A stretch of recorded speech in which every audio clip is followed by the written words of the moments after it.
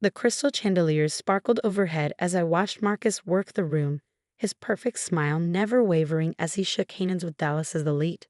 My sister's husband had always been the picture of charm, but tonight something felt off. I couldn't shake the nagging feeling in my gut as I observed him from across the ballroom. My name is Emma Chen, and at 32, I've spent the last decade working as head of security for my father's charitable foundation. The annual Winter Gala was our biggest event of the year, bringing together wealthy donors who helped fund educational programs for underprivileged kids across Texas. This year, we expected to raise over $500,000. But something about Marcus's behavior had me on edge. The way he kept glancing at the security office door, how he seemed to be timing the guards' rotations. After 8 years in the family, I thought I knew my brother-in-law well. The successful investment banker who had swept my sister Sarah off her feet. The man who always had the perfect gift, the right words, the most expensive car. But lately, cracks had started to show in his perfect facade. 3 weeks ago, I'd overheard him arguing on the phone about gambling debts. Last week, Sarah had called me in tears because their joint account was suddenly empty. When she confronted Marcus, he blamed it on a banking error that would be fixed soon. But I knew better. Years of security work had taught me to trust my instincts, and right now, they were screaming that something was wrong. I adjusted my earpiece, scanning the room while trying to maintain a casual appearance. "Jake, what's your position?" I murmured to my head of security. "East entrance clear," he responded promptly. "All quiet so far." I nodded, though he couldn't see me. The foundation's office, where we would be securing tonight's donations, was down the hall from the main ballroom. We had state-of-the-art security, including cameras covering every angle. Or at least, that's what everyone thought. What no one knew, not even Jake, was that I'd installed additional hidden cameras throughout the building last week. Call it paranoia, but something told me we'd need them. I learned early in my career that sometimes the biggest threats come from those closest to you. The evening progressed smoothly at first. Donors wrote generous checks, gave inspiring speeches about the importance of education, and enjoyed the premium open bar. My father, James Chen, beamed with pride as he announced this year's fundraising goal. From across the room, I caught Sarah's eye. She smiled, but it didn't reach her eyes. She looked tired, worried. I made a mental note to check on her later. Around 10 p.m., I noticed Marcus slip away from the crowd. He'd been drinking heavily, but his movements were surprisingly steady as he made his way toward the hallway leading to the foundation's office. I touched my earpiece again. "Jake, I'm going to do a perimeter check. Keep an eye on the main entrance." I followed Marcus at a distance, my heels clicking softly on the marble floor. He paused at the corner, looking both ways before continuing down the hall.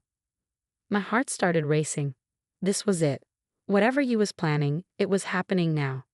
To my shock, Marcus pulled out a key card and swiped it at the office door. The light turned green, and he slipped inside. How had he gotten access? Those cards were strictly controlled.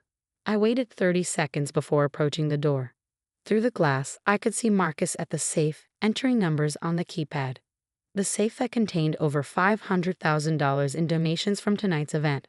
The safe whose code only 3 people knew: me, my father, and our head of accounting. My hand hovered over my phone, ready to call security. But something held me back. I needed to understand how deep this went. Who had helped him? How had he gotten the codes? The safe door swung open. Marcus worked quickly, stuffing stacks of cash into a black duffel bag he'd somehow smuggled in. His movements were practiced, efficient. This wasn't his first time doing something like this. I pushed open the door quietly, looking for something Marcus. He spun around, but instead of panic, his face showed only mild annoyance. "Emma," he said, zipping up the bag calmly. "I should have known you'd be watching." "Step away from the safe," I ordered, my voice steady despite my racing heart. He laughed, a cold sound that echoed in the small office. "Or what? You'll call security? Have me arrested at your father's charity event? Think about what that would do to Sarah, to your family's reputation." My jaw tightened. "Put the money back." "No," he said simply, slinging the bag over his shoulder. "You see, I need this money, and you're going to let me walk out of here." "Why would I do that?" His smile turned cruel. "Because if you don't, I'll tell everyone about your father's creative accounting." about how he's been inflating donation numbers for years to attract bigger donors, about the offshore accounts. I felt like I'd been punched in the gut. You're lying. Am I? Check the records.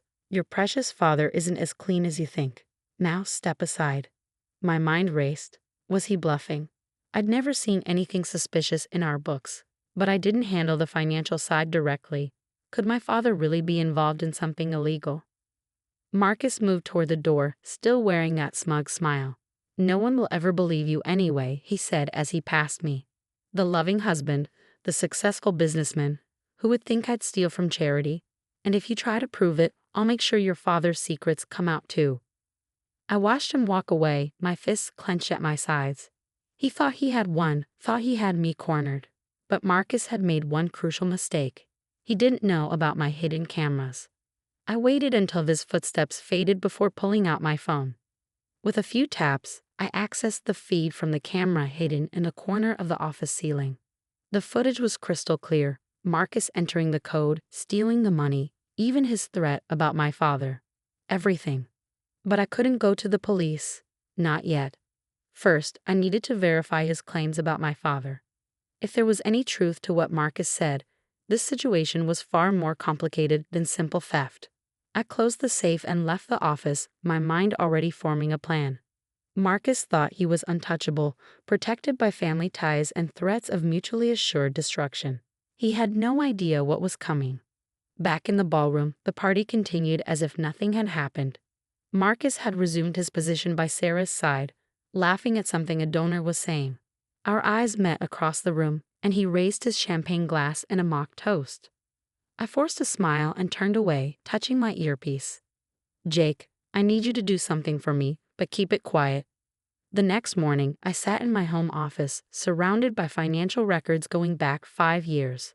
I'd been up all night, combing through everything I could access. So far, I found nothing obvious, but Marcus's words kept echoing in my head. I needed to be certain.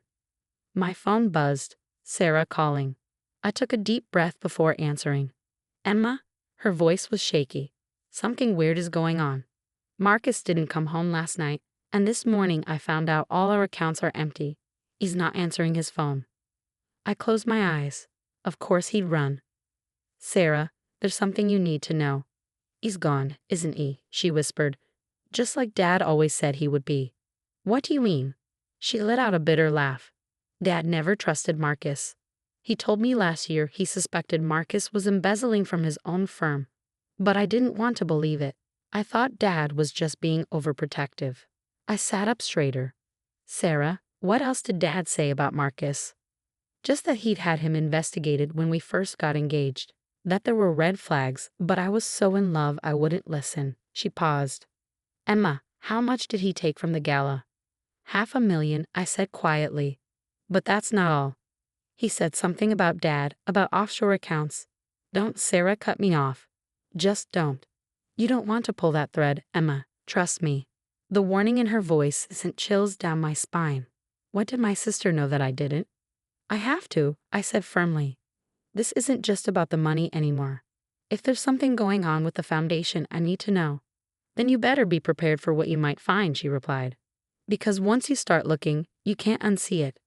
After hanging up, I stared at my computer screen, my finger hovering over the keyboard. Did I really want to dig deeper? Maybe Sarah was right. Maybe some secrets were better left buried. But I thought about all the kids who depended on our foundation's programs. About the donors who trusted us with their money. About my own integrity. I started typing. What I discovered over the next few hours made my blood run cold. Hidden beneath layers of legitimate charitable work, there were discrepancies. Small at first, easy to miss if you weren't looking closely, but they added up to a pattern that couldn't be ignored. My father, the man I'd admired my whole life, had been using the foundation to hide money, not just his own, but funds from wealthy donors who needed their cash to disappear for a while. The charitable programs were real, but they were also a cover for something much darker. And Marcus had known. Somehow, he figured it out and decided to use it to his advantage. I leaned back in my chair, feeling the weight of this knowledge settle over me. I had evidence of 2 crimes now, Marcus's theft and my father's financial manipulation. The question was, what was I going to do about it? My phone buzzed again. A text from an unknown number. I know you have footage of me, but ask yourself, can you really expose me without exposing everything else?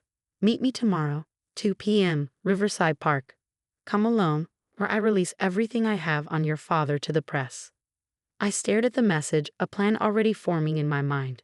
Marcus thought he had the upper hand, but he'd underestimated me. Again. I touched the small camera pendant hanging around my neck, a gift from Jake last Christmas. For extra security, he'd said with a wink. It was time to put it to use. Tomorrow would be interesting. The next day dawned cold and clear, a typical Dallas winter morning. I arrived at Riverside Park 30 minutes early, scoping out the area while pretending to be just another jogger enjoying the trail. My camera pendant was recording, and Jake had positioned plainclothes security at strategic points around the park, out of sight but ready if needed. At exactly 2 p.m., Marcus strolled up to the bench where I sat, looking irritatingly confident for someone who'd just stolen $500,000. He wore expensive sunglasses and a leather jacket that probably cost more than most people's monthly salary. "Emma," he said, sitting down beside me. "I trust you came alone." I nodded, keeping my expression neutral. "Where's the money, Marcus?" He laughed. "Safe. And that's where it's going to stay unless you want your father's dirty laundry aired in public." He pulled out his phone, showing me a screen full of documents. "Everything's here. The fake donation records, the offshore accounts, even some interesting emails about tax evasion. One click, and it all goes to every major news outlet in Texas." "You really think you've got it all figured out, don't you?" I said, watching his face carefully. "I know I do. Face it, Emma. You're not going to risk destroying your family's reputation over this. The foundation would collapse. All those underprivileged kids you pretend to care about, they'd lose everything. And for what? To catch one thief." I felt my anger rising but kept it in check. "Those kids aren't pretend to me, Marcus. Unlike you, some of us actually care about more than just ourselves." "Oh, spare me the moral high ground," he scoffed. "Your whole family built their reputation on lies. At least I'm honest about who I am." "And what's that?" "A coward who steals from charity and runs away in the middle of the night. How's Sarah doing, by the way? Have you even checked on your wife since you cleaned out your accounts?" His smirk faltered slightly. "Sarah will be fine. She's better off without me anyway." "That's probably the first honest thing you've ever said." He stood up, adjusting his jacket. "Look, here's how this is going to work. You're going to tell everyone the money was lost due to a banking error. In return, I keep your father's secrets. Everyone wins. Except the kids who need that money," I said quietly. "Except Sarah, who trusted you. Except everyone who believed in you. That's their problem, not mine." He turned to leave, then paused. "Oh, and Emma, don't try to follow me. You're good at security, but I'm better at disappearing." I watched him walk away, counting steps in my head. 3, 2, 1. My phone buzzed. A text from Jake. "Got him. GPS tracker planted when he sat down. Want us to move in?" I smiled, typing back, "Not yet. Let's see where he leads us." The next 48 hours were a masterclass in patience. Marcus led us on a winding trail across Dallas, making stops at storage units, safety deposit boxes, and finally to a private airstrip outside the city. He thought he was being careful, but every move was tracked, every conversation recorded. But I wasn't just tracking Marcus. I had another team quietly gathering evidence about my father's financial dealings. It was time to clean house completely. 3 days after our park meeting, I sat in my office, looking at 2 files on my computer. One contained everything on Marcus: the theft, the gambling debts, the evidence of previous frauds he committed. The other held proof of my father's years of financial manipulation. Sarah sat across from me, her eyes red but her voice steady. "Do it," she said. "All of it." "Are you sure?" "Once I press send, there's no going back. For any of us." She reached across the desk and squeezed my hand. "Unsure. It's time for the truth. All of it." I took a deep breath and clicked send. 2 emails went out simultaneously, one to the FBI's Financial Crimes Division, the other to the Texas State Attorney's Office. Within hours, everything would change. The arrests were surprisingly quiet affairs. Marcus was picked up at the airstrip just as he was about to board a private plane to Mexico. The duffel bag of stolen cash was still in his possession. My father was arrested at his office, maintaining his dignity even as the handcuffs clicked shut. The press, of course, had a field day. CHRT Foundation in SCAMDAL. KF and FRAUD XPOZ. Screamed the headlines. But there was another story emerging too, one about transparency and accountability, about doing the right thing even when it hurt. Sarah and I held a press conference a week later, announcing a complete restructuring of the foundation.